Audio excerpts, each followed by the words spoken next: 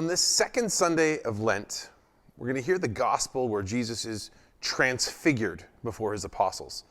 And the word transfiguration sometimes seems like a really, really big word. So to help you understand it, I need you to think of Disneyland.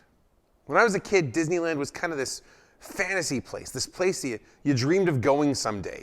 Now, we talked about going to Disneyland, but I didn't get there till I was much, much older. But I had heard from friends who'd been there. I had seen commercials and videos and pictures of it, and I had this idea in my head of what it was going to be like.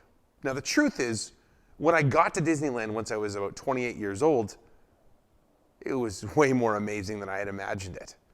The detail of the different rides and settings and things like that. The effort that the cast members go into to stay in character and to try and bring this world of imagination to life. The parades, all of it was far more amazing than I could have imagined.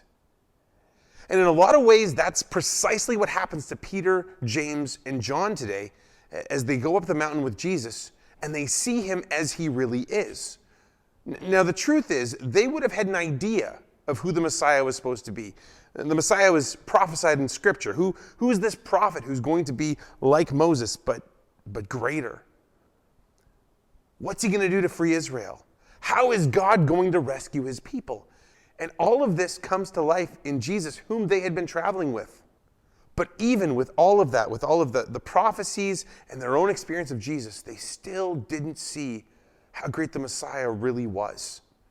And I think it speaks to something that we experience, where we have this idea of what God is like or what Jesus is like. And a lot of the times I think our idea of it is too small. God is greater than you think he is. God's love for you is greater than you think it is. And this Sunday's gospel brings that to life.